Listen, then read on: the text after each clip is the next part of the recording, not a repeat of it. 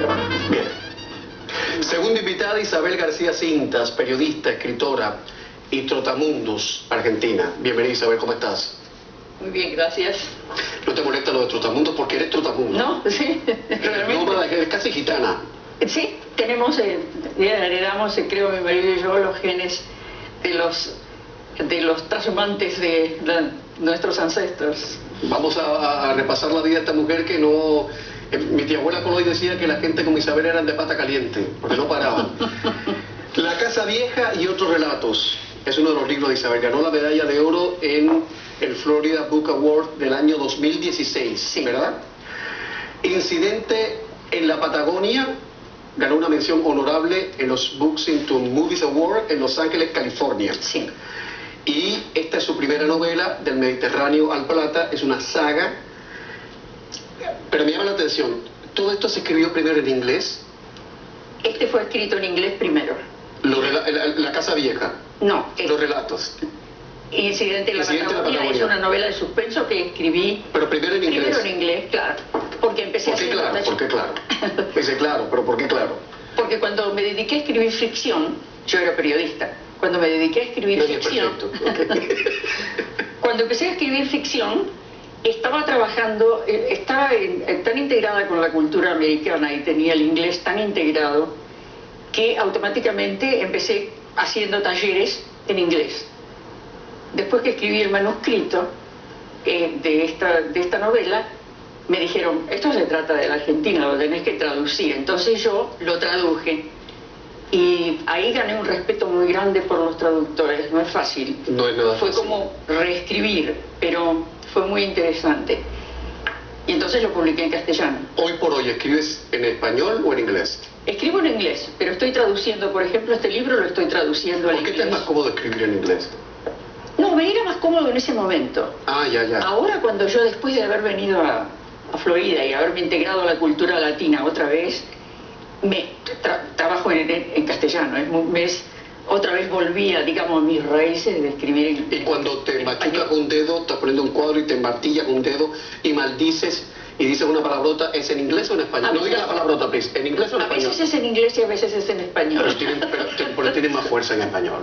Tiene más fuerza en español. Mucha más fuerza. Uno la siente. Hace una catarsis cuando uno dice una barbaridad en español. En inglés como suena película. Suena Hollywood, ¿no? Ya, suena un poco más. A película de gángster, ¿no? Isabel empezó en el periodismo en Bariloche. ¿Por qué dejas el periodismo? ¿Por qué dejé? El periodismo, sí.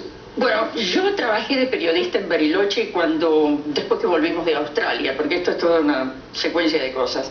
Primero de Buenos Aires nos fuimos a vivir a Australia. ¿De quién estabas viviendo? Nadie. Había un trabajo en Australia que mi marido tomó y yo lo acompañé. Y cuando llegamos a Australia estábamos hacía muy poquito casados y no teníamos todavía mi hija. Y fue muy interesante porque él empezó a trabajar y yo tengo una anécdota graciosa, ¿puedo decirla? Claro. De inmigrante. Ahí empecé a entender lo que era ser inmigrante. Yo no había salido de la Argentina nunca a vivir afuera.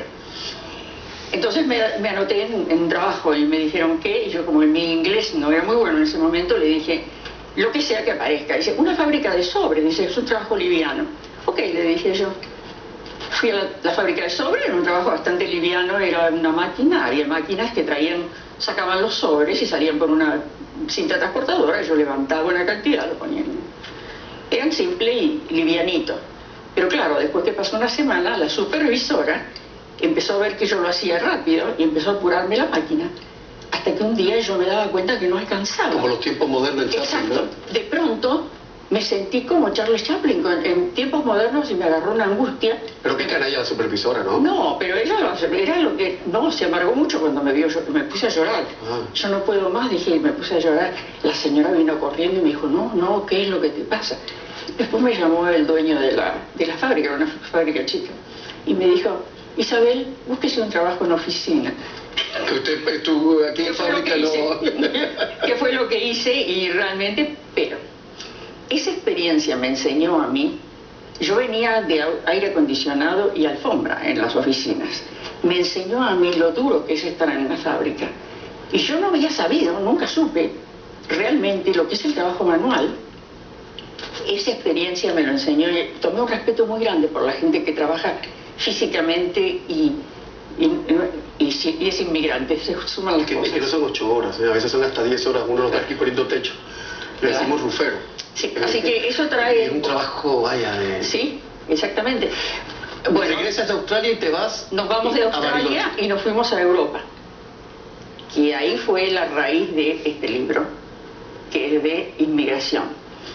Estuvimos en Europa. Estamos hablando del Mediterráneo al Plata, que es una saga familiar de gente de Europa que viene al Río de la Plata. Italianos y españoles que vienen de Europa al Río de la Plata. Entonces yo, cuando fui a Europa, viajamos a Londres y de Londres cruzamos al continente, hicimos un exhaustivo viaje por distintos países, pero fui a Buenos Aires. Fui a España, conocí al hermano menor de mi abuelo, que todavía vivía, en Cartagena. Hablamos mucho de la historia familiar y después viajamos, cruzamos Francia, España, Italia y fuimos a Yugoslavia, lo que era la antigua Yugoslavia. Mi marido... ¿Todavía estaba Tito? ¿Estaba el comunismo? Todavía estaba Tito y mi marido conoció ahí a su abuelo, un soldado prusiano, esloveno. Dígame usted. Ya, era un señor que, a pesar de ser un señor mayor, era un auténtico soldado esloveno. Vivía en la hermosa granja donde la mamá de mi marido nació. O sea, estaba todo ahí. Precioso. Nos fuimos a Zagreb, en Croacia, de donde el papá de mi marido es, y conocimos a un tío de él, que era un periodista en un diario. Entonces yo pude hacerle interviews a través de mi marido, de traducción, de cómo la gente sentía la apertura después que se fuera Tito. Nadie pensaba que iba a haber una guerra. Pero si no, ni los politólogos más avesados pensaban que el comunismo se iba a caer como se cayó, que se vino abajo como un castillo viejo. Y qué buen pretexto buscar los ancestros para recorrer Europa y irse a la Toscana un mes buscando los ancestros de uno. Yo no creo que haya ningún engaño en la Toscana, pero me gustaría hacerlo. Publicidad y estamos de vuelta enseguida.